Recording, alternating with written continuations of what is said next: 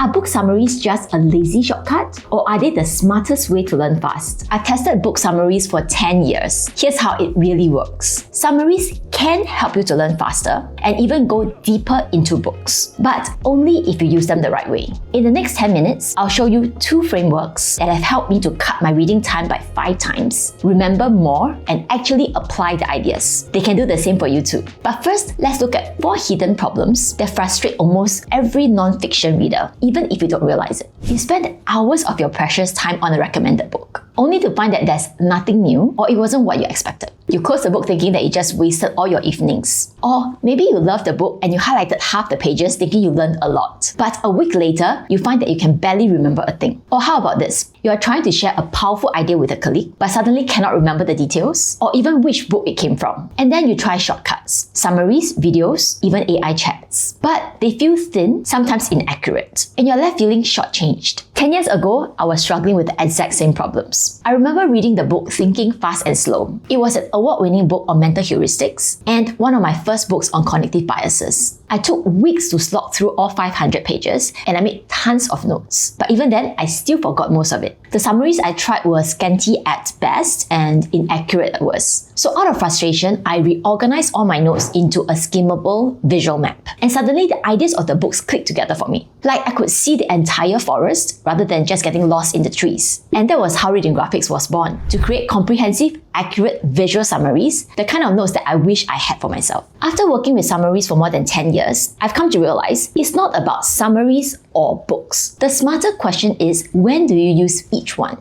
Sometimes a summary is all you need. At other times, you miss out on the depth unless you read a book. And the ultimate combination is using both summaries and books to deepen your understanding and retention. So I sat down with my team to build a simple flow chart to answer this question once and for all. Let's walk through this together in this Reading Graphics video. When to choose a book, a summary, or both? That really depends on your goal at the moment. And here are the 3 most common ones. You're exploring books for a new topic, you need to achieve a specific goal, or you're revisiting a book that you've already read. Let's start with the first scenario, exploring a new topic. Exploring something new, start with a summary. In 15 minutes, you know if a book is worth 8 hours of your time. In a few minutes, you've got the gist of each book, enough to make an informed decision on which ones might be the most relevant for you. So if your goal is to explore a book or topic, start with summaries. If a particular book sparks your interest, then dive deeper. If not, keep going with summaries. Now, let's move on to the second scenario. Achieve a specific goal. To tackle a specific goal or problem, a quick summary or even a full book isn't enough. You likely need multiple skills and perspectives. Skim the summaries to see the big picture and select the most important ideas from each one. Then dive into the one book that gives you the highest payoff. But if none of the books match your goal exactly, then just gather key ideas across books and zoom in on those that are repeated by different authors. So you see, there is no need to read every book to get the results that you want. It's more effective to do just-in-time learning by fitting the learning to your goals. Finally, you might want to revisit ideas from a book that you've read. Most of us forget 50 to 90% of what we read if we don't revisit it. But with review and reinforcement, retention can jump to 80 to 95%. To get the highlights quickly, you just need a good summary, ideally with audio-visual options to make the recall effortless. Use summaries as your cheat sheet to bring key ideas back into focus so you can apply them with confidence without rereading the whole book. If you need to verify specific details, just dip into that section of the book. If not, stop at the summaries for now. With this, I stopped second-guessing myself. I finally had a rule of thumb for when to pick a summary and when to dig into a book. For example, prepping this video meant that I had to skim the summaries of dozens of books and then dive deeper into the ones with the details that I needed. But even if you know how to use a summary, you are still subject to the forgetting curve, which means that you may forget 50 to 90% of what you learned within a few days. That's why the Reading Graphics team came up with this second tool, a way to use summaries so the content actually sticks. We call it the 3A framework: aware, apply, anchor. It will help you to save time and maximize results from every minute that you invest in learning. Let's start with the first A, awareness. Let's say you want to be more productive. You search online and shortlist 5 highly recommended books. But where do you start? Here's where summaries come in. Instead of guessing, you skim through each one to get the big picture. For example, a quick glance tells us that Atomic Habits is about building good habits and breaking bad ones, while Feel Good Productivity gives you productivity hacks across 3 pillars. In less than 15 minutes, you can get the gist of what all 5 books are about and how each one can help you with your productivity goals. Just choose the book that best meets your current needs and dive right in. No guesswork, no wasted hours reading what you don't need. Let's move on to step 2, apply. When we skim a summary or even read the whole book, we assume we've already learned it. But without reinforcement and application, you forget 50 to 90% of the ideas within days and nothing changes. That's why step 2 is to apply one idea right away, because this is the best way to lock in the learning and get instant results to keep you motivated. Let's say your key problem is procrastination. From Feel Good Productivity, you try the 5-minute rule to overcome inertia. For 1 week, you commit to working on a task for 5 minutes, even if you don't feel like it. Most of the time, you realize that you end up continuing even after the 5 minutes is up. To prevent overwhelm and procrastination, just pick one idea that fits your situation and test it right away. And lastly, we have anchor. Research shows that with reinforcement, especially multimodal reviews and practice, you can retain up to 80 to 95% of what you learn instead of losing it. And it's possible to review the ideas without wasting too much time. For example, you could listen to the Feel Good Productivity audio summary while commuting this week. Then, take 5 minutes to review the infographic. At one glance, you're reminded how the 5-minute rule fits into the 3 pillars of Feel Good Productivity, and it helps you to shortlist which idea to try next. Anchoring is how you stop forgetting and start making new ideas stick. With this, I can remember the most important ideas from the book that I've read, and I can also reliably revisit the ideas that I need on demand. So the 3 A's have totally changed how I read and learn. For me, summaries are no longer about quick, shallow skims. I now use them to deepen my relationship with books and lock in ideas in a way that I can actually remember and use. So, are book summaries worth it? If you're consuming summaries in a shallow way, then definitely not. But with the right approach, they are priceless. Try this out for yourself. I've included links to some free summary options below, or you can check out our library of close to 400 book summaries to get started. And then test out the flowchart and the 3A framework to use those summaries most effectively. Try it and thank me later. If you found this video useful, check out the next video to upgrade your learning even further. See you there, and let's keep growing together.